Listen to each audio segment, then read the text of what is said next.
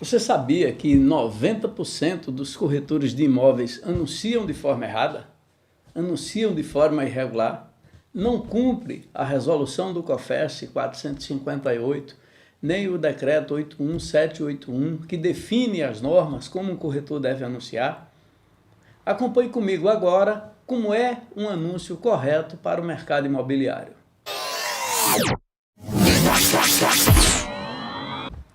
A primeira coisa que você tem que ver é que a Lei 6530, que regulamentou a profissão do corretor de imóveis, ela traz vários elementos que é justamente para que o corretor haja de forma correta em todas as suas transações. Nós vamos trabalhar com o livro Contrato de Corretagem Imobiliária do professor Petros Mendonça. De lá nós tiramos as orientações que nesse momento nós vamos passar para você, amigo corretor, para que você passe a anunciar de forma correta, sem risco de cometer nenhuma infração.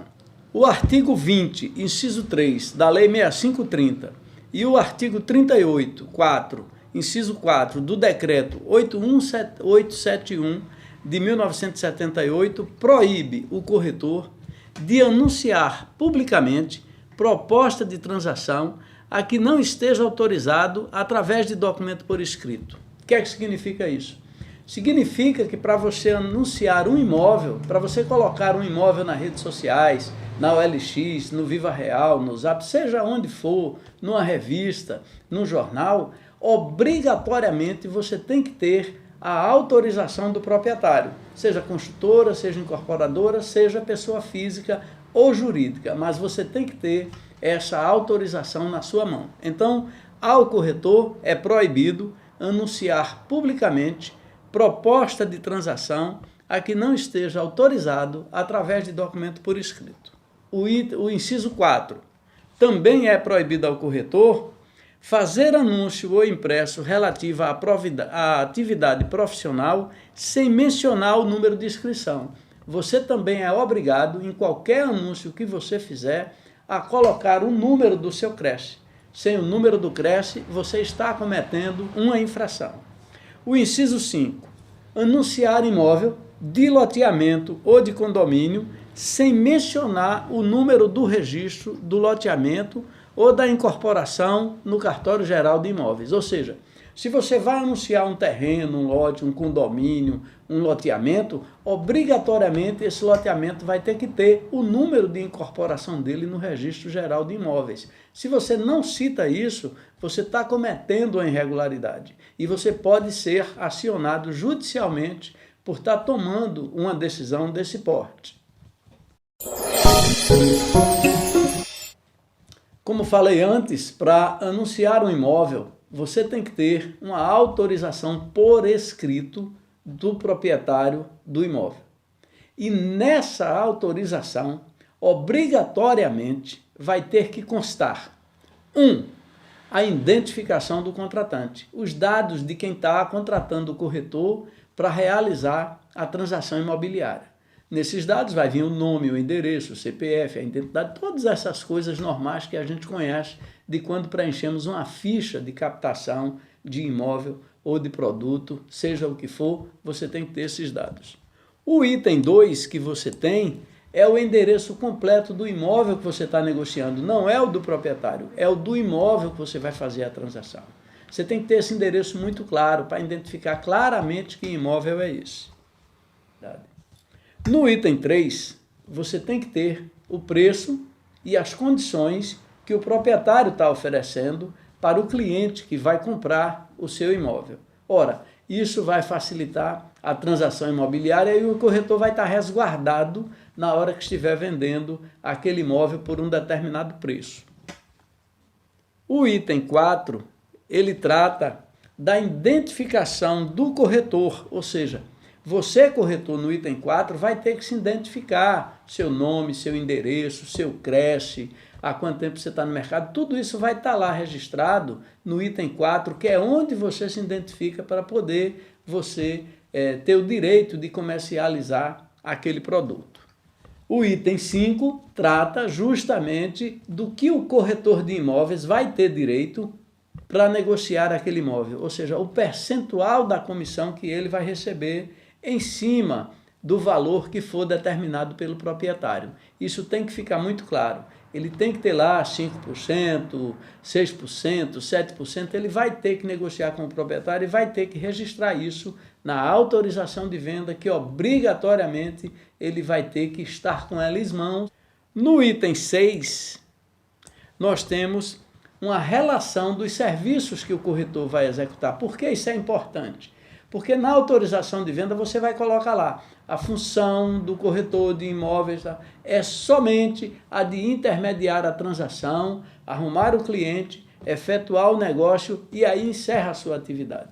Então, com isso aí vai estar muito claro qual é o seu papel nessa transação imobiliária.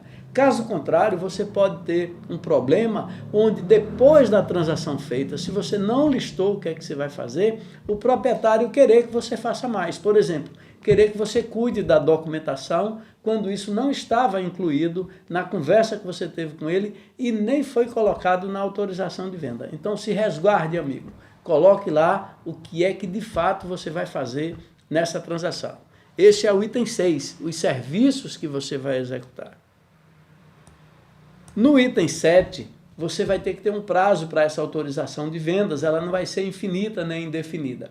Então é importante que nesse prazo você estabeleça pelo menos 90 dias para poder realizar a transação imobiliária, para poder você fazer a intermediação desse imóvel que você está trabalhando. Então, estabeleça um prazo mínimo de 90 dias, você pode estabelecer um prazo maior, mas o mínimo é 90 dias, que é o tempo que dá para se trabalhar um imóvel com tranquilidade, tentando arrumar um bom cliente para fechar a negociação. O item 8, que é o último item obrigatório que deve constar da autorização de venda, você tem que constar se essa autorização é com exclusividade para você, ou seja, essa autorização vai estar lhe dando direito exclusivo de você anunciar aquele imóvel, ou se ela é genérica, é uma autorização, mas que tem vários outros corretores também trabalhando essa comercialização. Esses são os 8 itens que não pode faltar na autorização de vendas do proprietário para você, seja construtora, seja incorporadora, seja até imobiliária, para poder você começar a anunciar, a trabalhar essa autorização de venda. Uma outra coisa que o corretor não pode deixar de fazer quando estiver captando um imóvel para trabalhar é conferir a documentação desse imóvel, verificar se aquele bem pode ser vendido, pedir uma certidão de inteiro teor, verificar essa certidão de inteiro teor para saber os problemas que esse imóvel tem. Só assim você vai, corretor, anunciar de forma correta, de forma legal. Porque você anuncia o imóvel, o cliente vem, faz a transação e depois você descobre que esse imóvel tinha uma pendência jurídica, tinha uma pendência no cartório, tinha uma pendência no título de protestos, no protesto. Então você tem que conferir essa documentação. Você tem que observar se está tudo legal para poder você começar a trabalhar. Uma outra situação que você tem também é que você, corretor de imóveis, você não vende e não aluga. Você nem vende nem aluga.